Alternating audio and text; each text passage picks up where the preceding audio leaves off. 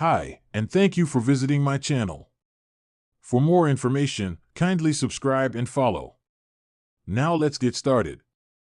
Rhea Ripley and Solo Sikoa's confrontation on WWE Raw has got the wrestling world talking in recent weeks, and the storyline possibilities for the company are endless. AEW star Buddy Matthews could make a return to the company to aid his real-life partner. The Bloodline and Judgment Day opened the Monday night show a few weeks back. Paul Heyman revealed that Roman Reigns had engineered and approved a deal between the two villainous factions to benefit each other mutually. The wise men stated that Solo Sikoa could take care of Bad Bunny and Rey Mysterio for Judgment Day, while Finn Balor and company would need to take care of Sami Zayn, Matt Riddle, and Kevin Owens. During the promo, Rhea Ripley and the Bloodline's enforcer came face-to-face, much to the crowd's delight. If this is the beginning of a faction war between the two, a return for AEW Trios champion Buddy Matthews could be on the cards. The Nightmare has not been shy of getting physical with male roster members, and it is possible that a physical showdown will take place between the SmackDown Women's Champion and Solo Sikoa.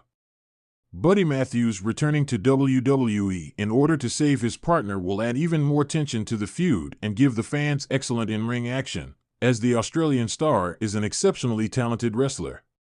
WWE veteran Vince Russo commented on Rhea Ripley and Solo Sikoa's interaction. Solo Sikoa and the Eradicator's stare-down led to a lot of discussion within the wrestling community.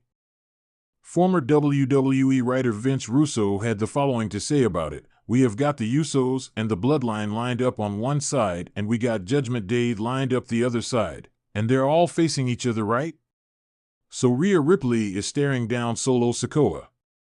Chris, was it not a month ago that Rhea Ripley was going 50-50 with every girl on the roster? I mean, right or wrong? That's what I mean about this freaking company. As a casual fan and I'm watching this, I'm like, if that was China in that spot, that's one thing. But China didn't go 50-50 with a Chelsea Green, for crying out loud. That's what I'm talking about, bro. Did they forget all that? Did they forget that they did all that so Rhea Ripley is not a threat to Solo Sikoa?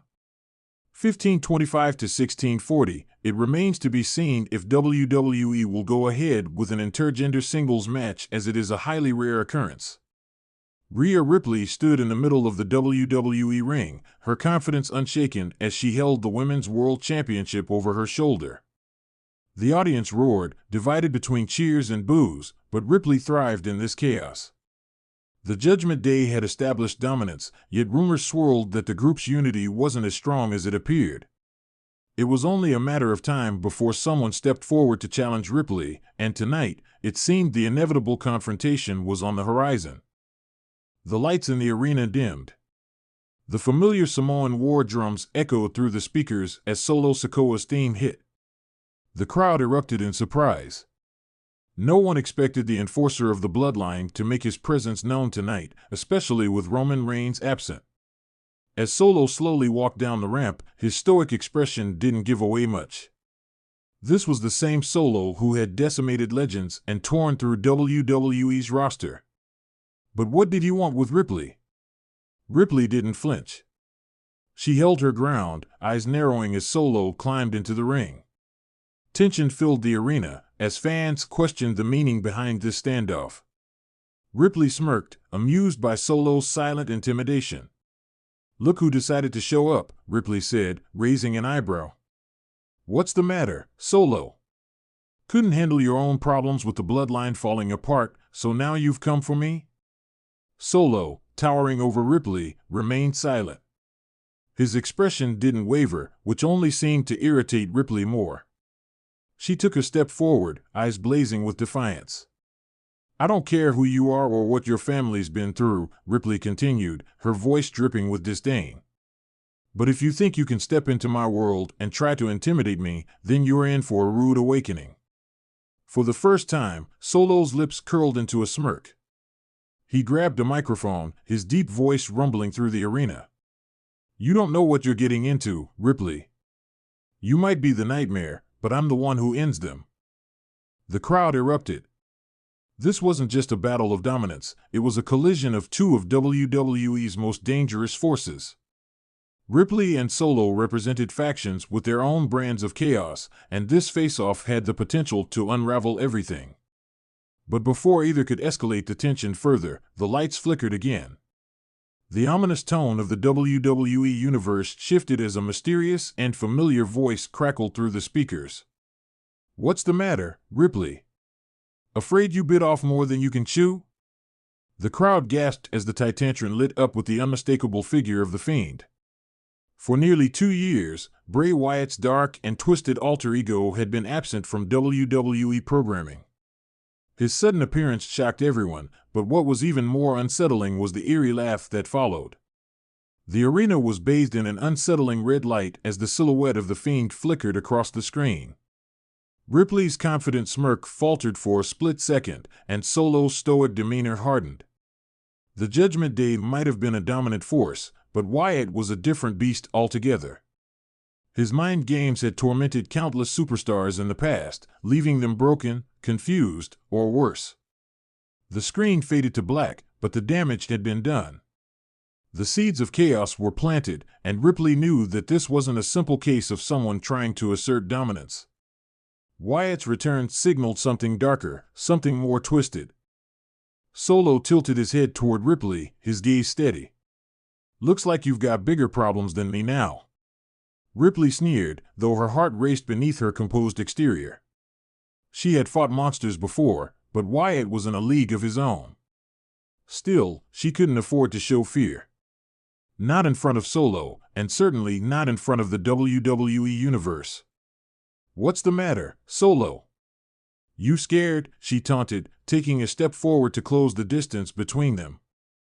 "If you're running from the Fiend, don't expect me to hold your hand." But Solo wasn't rattled. He dropped the microphone and stepped back, his presence as intimidating as ever. Without saying another word, he exited the ring, leaving Ripley standing alone under the flickering lights.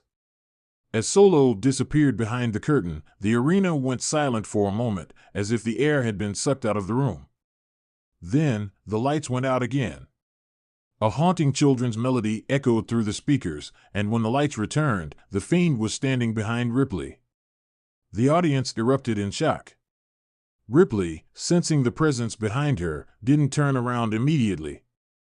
Instead, she smiled, though it was more of a forced grin. She turned, coming face to face with Wyatt's terrifying alter ego. The crowd could feel the tension crackle like static in the air. But Ripley, being who she was, refused to back down. She raised the Women's Championship high, as if to say, "I'm not afraid of you." The Fiend cocked his head to the side, studying her, before slowly raising a gloved hand. The crowd anticipated an attack, but instead, the Fiend simply tilted his head further, his gaze locked onto Ripley's. Then, he laughed, a slow, guttural sound that sent shivers down everyone's spine. In that moment, it wasn't about who would strike first. It was about who would be consumed by the madness first. Ripley stood her ground, refusing to flinch, but deep down, she knew this was no ordinary foe. Wyatt had returned, and with him came an unpredictable darkness that could swallow entire careers whole. As the Fiend slowly backed away into the shadows, his eerie laughter echoing through the arena, Ripley lowered her championship. She had faced the best of the best in WWE, but Wyatt's return was different. This was a game of psychological warfare, and she knew it was only the beginning. The arena lights returned to normal, but the atmosphere remained charged. The Fiend was back, and Rhea Ripley had just been marked. Solo Sikoa might have been the immediate threat, but now, with Wyatt's shadow looming, the entire landscape of WWE was about to change. And for Ripley, the real nightmare was just beginning.